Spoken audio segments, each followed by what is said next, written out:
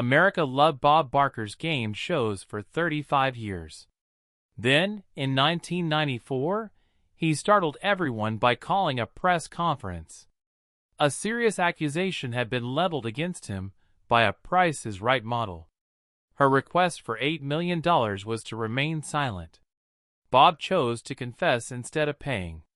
However, his admission did not cover all aspects. According to the woman, there was significantly more. Words like "Daddy's room" and other graphic descriptions made the audience gag. Things took a turn for the worse when Bob responded directly to her accusations. Bob Barker came into this world on December 12, 1923, in the tiny logging town of Darrington, Washington, which had a population of less than 1,000. His upbringing was unlike any other. Since his dad was just a quarter Sioux, Bob was actually 1/8 Sioux. Bob was really proud of this. He frequently brought up his Native American heritage in interviews and public speeches. He advocated for Native American causes and highlighted their problems through his stardom. Bob was a strong voice for Native Americans during a period when they were often disregarded. He took pride in his background and made it known to the world.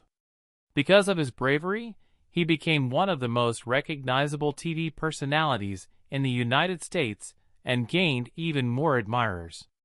Problems abound in Bob's formative years. A work-related accident killed his father when he was 8 years old. They were relocated to the Rosebud Indian Reservation in South Dakota by his mother, Matilda, who took a teaching position there. A new way of life emerged on the reservation. Traditions, dialects, and legends of the Lakota people encircled Bob. School pageants, events, and storytelling were all things his mom encouraged him to participate in. He mastered public speaking at an early age.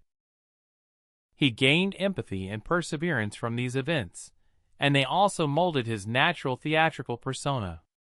Bob would subsequently reflect on his stay on the reservation and how it shaped his ability to relate to others from diverse backgrounds. The year 1939. Bob attended an Ella Fitzgerald performance in Springfield, Missouri, when he was only 15 years old. Everything changed for him that night. He encountered Dorothy Jo Gideon among the onlookers. They had an instant connection. They were both adventurous souls that craved musical expression. They developed a deeper affection for one another as high school progressed. Their marriage took place in 1945. Roberta was 21 years old. The couple was married for 36 years. From 1981 till Dorothy Jo's death. As far back as he can remember, she has been Bob's rock and moral compass. He did not remarry. He claimed she was his one and only true love. Bob's educational trajectory was equally remarkable. He had planned to major in economics while attending Drury College in Springfield, Missouri, but he had to drop out during World War II. Bob became a fighter pilot after enlisting in the United States Navy in 1943. It was prepared to go to battle in the Pacific, but the conflict came to a close before he could see action. Discipline, leadership, and cooperation were a few of the lessons he learned in the Navy. He returned to Drury College following the war. He earned his summa cum laude diploma in 1947. Coming off of military service, this was no easy task. It was his Drury heritage that Bob never lost sight of. January 12, 1945 was the wedding day of Bob and Dorothy Jo. On Bob's military leave, there was a small ceremony. Their friendship was unbreakable, even if the war cast a shadow over everything. Remembering their early days together, they treasured their anniversary every year. There was a lot of talk about how Dorothy Jo was a major influence on Bob's morals and profession. In the entertainment industry, where committed marriages were uncommon, their love was noticeable. Bob's rise to stardom began in the radio industry. He was an employee at Springfield's KTTS-FM while he was a student. In addition to writing news stories, he was a DJ and broadcaster. Working here honed his public speaking abilities and helped pay for college. It was at this station that Bob's friendly, easygoing voice first won over listeners. He mastered the art of captivating an audience, speaking at the ideal moment, and thinking quickly on his feet. California was Bob and Dorothy Jo's new home in 1950. That risky action unveiled opportunities. Shortly after, Bob Barker began hosting his own Burbank radio show. It was a 6-year run for the show. Guests spoke to each other while listening to music and interviews. Bob had a carefree and entertaining manner. Everyone who listened felt like they were a part of the performance to him. His charisma, which would later propel him to stardom on television, was shaped at this time. Next, the call that altered the course of events arrived. At 12:05 p.m. on December 21, 1956. Truth or Consequences creator Ralph Edwards overheard Bob speaking on the radio. Because he was so taken aback, he pulled over and dialed Bob's number. He was offered the position of host of the popular game show by Edwards. Thanks to that call, Bob became well known. It was a stroke of luck, but Bob deserved it for all his effort and talent. Ralph Edwards first introduced Bob to television viewers on New Year's Eve 1956. Remember this name. You're going to hear a lot about him. Edwards was correct. Bob became famous thanks to his inviting personality and sharp humor while hosting Truth or Consequences for 18 years. During his tenure, the show became the most watched daytime program in the country. It was jam-packed with surprises, stunts, and pranks, and Bob had to improvise constantly. His ad-lib skills made the show entertaining and energetic. The presence of Bob Barker as host of The Price is Right changed television forever on September 4, 1972. At the time, daytime TV consisted mostly of soap operas and calm quiz shows, but Barker's charisma brought a new energy. The Price is Right, which began airing under Barker in 1972 and continued for 35 years until 2007, became the longest-running game show in North America. By 2025, it had aired over 10,000 episodes, surpassing Johnny Carson's record on The Tonight Show.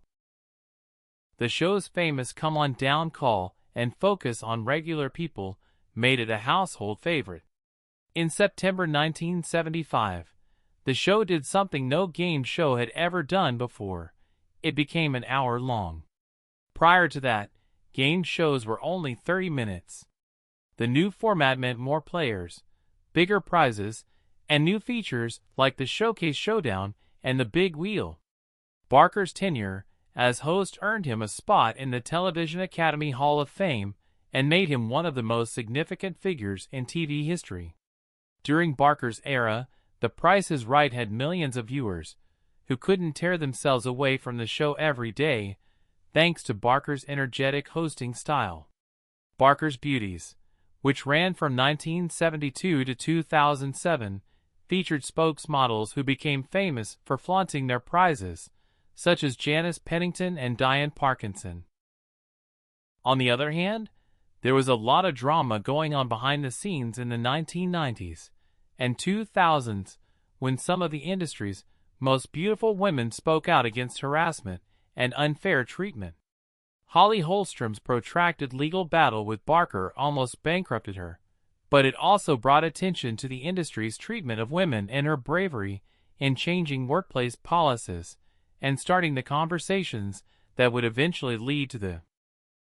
In the midst of the #MeToo movement, Barker's tenure as host wasn't all fun and games. It was also a time of giving.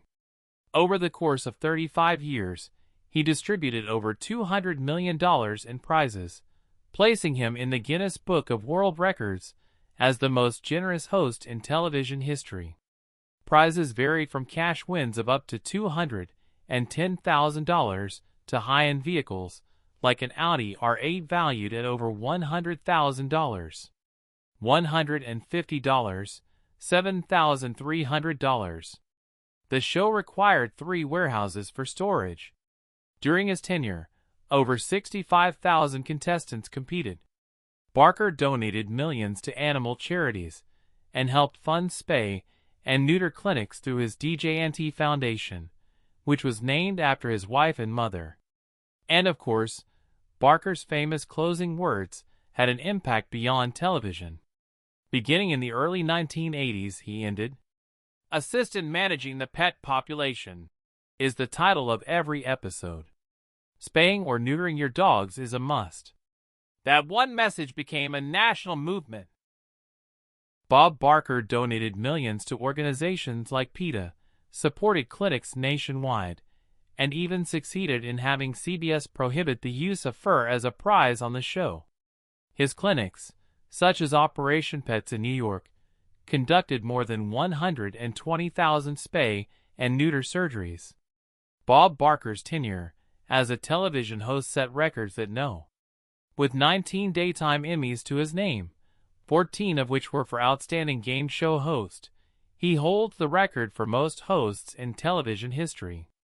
His winning streak started in 1982 with The Price is Right, and he continued to win nearly every year until 1990, when he surpassed Peter Frampton's record with 5 wins. Marshall, that was not all. By the time he retired in 2007, Barker had amassed 14 Emmys, a record that has not been surpassed, for hosting. In addition to those 14, he had won 4 more Emmys for his work as executive producer of The Price is Right. In 1999, he was honored with a Lifetime Achievement Award. The number of Emmys he had earned demonstrated the profound impact he had on daytime television.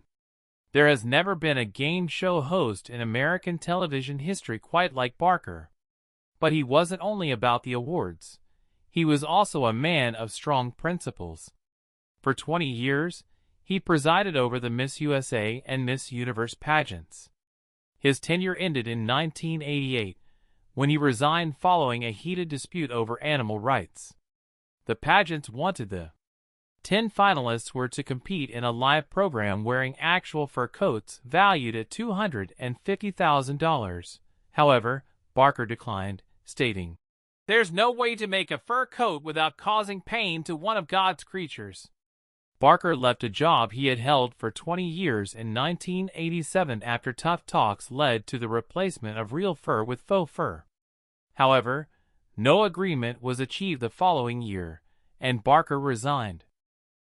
Behind his self-assured TV persona, Barker carried profound personal suffering. In 1981, his world changed irrevocably. His stand shocked the television industry. He went even farther, banning fur coats as prizes on The Price is Right. That rule is still in place today. Barker's decision made national headlines and helped change the conversation about animal rights. Dorothy Jo Gideon, Barker's wife of 36 years, passed away at the young age of 57 from lung cancer. The couple had been high school sweethearts, who eloped in 1945 while Barker was on Navy leave. After Dorothy Jo's death, Barker fell into a deep depression. His half-brother recalled how different he had become, saying that Bob wasn't himself for 2 or 3 years. In an effort to cope, Barker immersed himself in his work, but he acknowledged he was never the same around.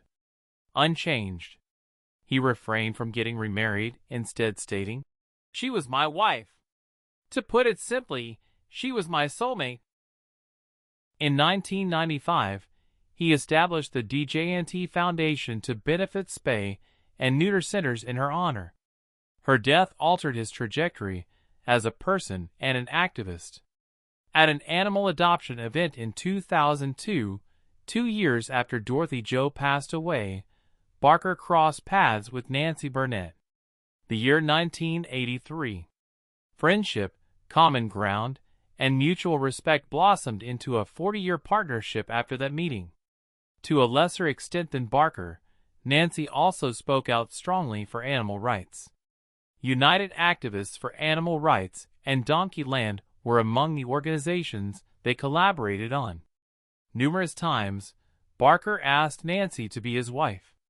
Even though he had a prenup in secret, Nancy consistently rejected it. Despite their physical separation, they were deeply connected and worked together toward a shared goal. She frequently quipped, "I just don't want to be married, especially not to you." Following that, a scandal rocked the United States. An affair between The Price is Right's renowned host, Barker, and Diane Parkinson began in the privacy of 1994. She has put in 18 years of service to the show. During that period she make approximately $2,000 weekly. Barker was still in mourning even after that long period had passed. His spouse had passed away in 1981. A private connection quickly devolved into an abusive one. Forcing her into sexual relations, Parkinson said Barker threatened her employment. According to her, this started in late 1989. Afraid, she tagged along. It persisted, Barker claimed later, and he just called it sex. Around 15 months. The discoveries ruined his reputation as the benevolent grandpa of daytime television. It was terrifying what Parkinson said. She testified that Barker insisted she address him as Daddy, and would repeatedly summon her to his dressing room, which he referred to as Daddy's room. She went into detail about how she caved to his demands for oral sex in between tapings in order to save her employment. She went on to say that afterward, he will resume his normal napping routine. She experienced the same feelings as a discarded toy. She fell ill due to the stress. She got an ulcer that bled. She departed from the show in 1993.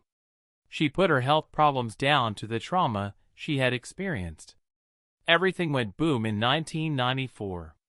If Barker did not pay Parkinson $8 million to remain silent, Parkinson threatened to sue. There was an enormous demand, yet it conveyed the gravity of the charges. "I will not pay," Barker said. The news reported the story. Profits weren't the only motivation for Parkinson's action. She yearned for respect. She wanted him to face the consequences of his actions. The TV industry was rocked by the specter of a lawsuit. It prompted more investigation into what transpired. Hidden from view of a family-friendly program. What Barker did was shocking. On May 27, 1994, he convened a news conference in lieu of payment. It was his affair, he confessed. He played it down, saying it was just some harmless adult hanky-panky. It was entirely voluntary, he added, and Parkinson was the one who initiated it. He claimed she went so far as to suggest he include more hanky-panky into his life. It was claimed he had never coerced her into doing anything. Though it was a bold move, his confession startled everyone. Weakened the case for Parkinson's disease. Nothing good came out of April 1995. Diane Parkinson dropped her case after nearly a year of public and courtside battles. When she said she couldn't continue, everyone was taken aback. "Bob Barker has completely defeated me," she declared. She had been advised by her doctor that stress was harmful to her health. The mental and emotional toll took its toll, and she was fighting off complications like exacerbated anemia. Furthermore, due to the non-disclosure of some papers, the judge penalized her and her attorneys $2,100. Diane had to go, despite the fact that her statements regarding harassment and compulsion were still true. A lot more money was available to Bob Barker and CBS. Force of law. The abrupt resolution of the case highlights the difficulty women had in challenging powerful males during that era. Fighting cost Diane more than just her career. It ruined her physical and mental well-being. It was a tragic illustration of the potential consequences of speaking out. Bob Barker spoke out immediately following Diane's decision to dismiss the case. He failed to "don't show off" a shakedown, he claimed, adding, "If there were any truth to the outrageous charges she made against me, and if there were any chance she could win any money in court, she never would have dismissed the lawsuit. Barker characterized the situation as conspiratorial. His defense was that he refused to pay Diane's debt, which led her to sue him. Her physical ailments and mental anguish were nothing more than pretexts in his view. His attorneys further noted that their client had changed. Rejected 3 settlement proposals put forth by Diane. Barker presented himself as an honest person. Another hurricane struck in October of that year, 1995. Holly Holstrom was let go after 19 years of working as a model on The Price is Right. The official explanation was that she had put on 14 pounds due to the side effects of her hormone replacement therapy. People started saying she couldn't do swimsuit modeling on TV anymore. Holly elaborated by saying that the extra weight was temporary.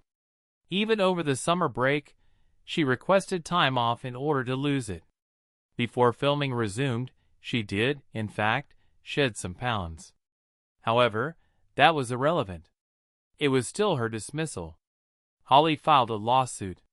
She asserted that she was terminated due to bias stemming from her physical condition, in addition to sex and age. The matter she brought up: serious concerns regarding the portrayal of women's bodies on television and the potential exploitation of medical issues as a justification for dismissal from employment. Over the course of 10 years, the lawsuit languished. After all was said and done, Holly was deemed the winner, and her legal bills were paid for by Bob Barker. According to Holly, though, the weight excuse wasn't the genuine one. For her, vengeance seemed to be the driving force. Once upon a time, in 1993, Diane. After asking Holly to lie on his behalf, Barker was sued by Parkinson for $8 million in a sexual harassment lawsuit. He hoped she would defend him in interviews and on television and cast doubt on Diane. He went so far as to advise her to alter her recollection of events. No, Holly said no. Honesty was her policy. That, she thought, was the reason Barker wanted her out of there. The weight problem, she claimed, was all an act for dismissing an employee who refused to support him. Not only was Barker fired, but so were other employees who disagreed with him. It showed a bleak environment where being loyal was more important than being honest. A protracted and agonizing battle ensued as Holly and Barker engaged in a legal dispute. Barker put up a strong fight when Holly sued him for wrongful firing. In fact, he went so far as to sue her for defamation after she stated, "Remove it." However, he withdrew that lawsuit only 48 hours prior to the trial. Holly ended up with substantial legal expenses as a result. The judge agreed with her and ordered Barker to pay for those expenses. However, he persisted. He continued to have motions and appeals filed by his attorneys. For nearly a decade, the case dragged on. At first glance, the objective appeared defined: to put her in a position where she would quit due to the high cost and difficulty. Holly, though, persisted. She was awarded a settlement for several $1 million in 2005. Although it was a triumph, it was achieved at a tremendous personal sacrifice. Devastating losses had resulted from the years of conflict. Deborah Curling spent 24 years as an employee of The Price is Right. October 2007, less than 4 months later, she brought a surprising lawsuit after Bob Barker's retirement. Deborah remarked that working on the show had many good moments. Her testimony in the wrongful termination lawsuit of another woman against Barker, however, changed everything. Following this, she asserted that she was demoted, coerced into an uncomfortable position behind the scenes, and ultimately coerced into leaving. Black employees and contestants were treated unfairly, she said, adding that Barker fostered an atmosphere of panic. Deborah accused Barker and the producers of sexual harassment, mental abuse, racial discrimination, and the threat of termination for speaking out or filing complaints.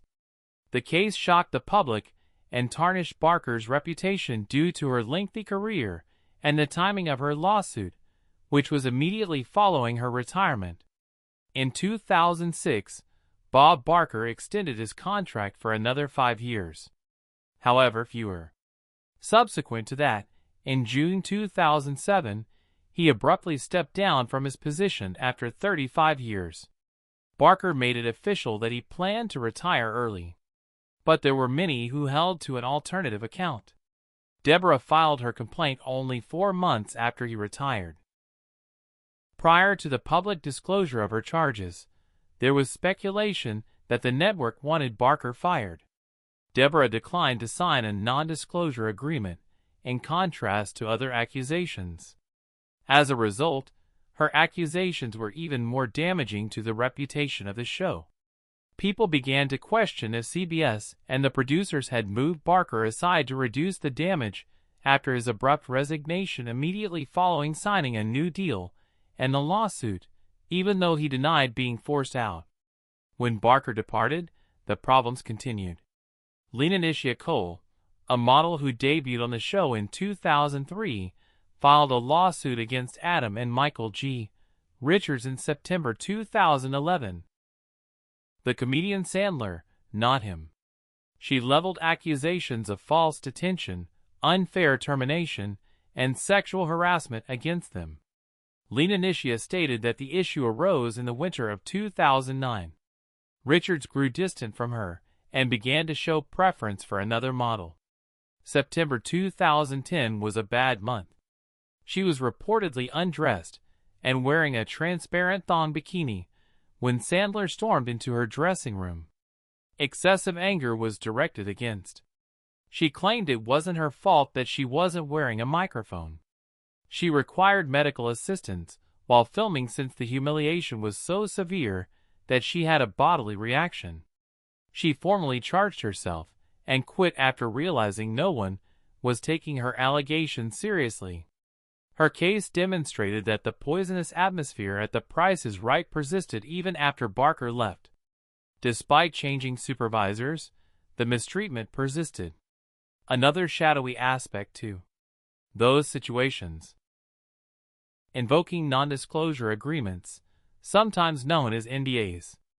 As a component of their settlements, numerous ex-employees and models who had accused the program of mistreatment, bias, or harassment were required to sign non-disclosure agreements. They remained silent due to these arrangements.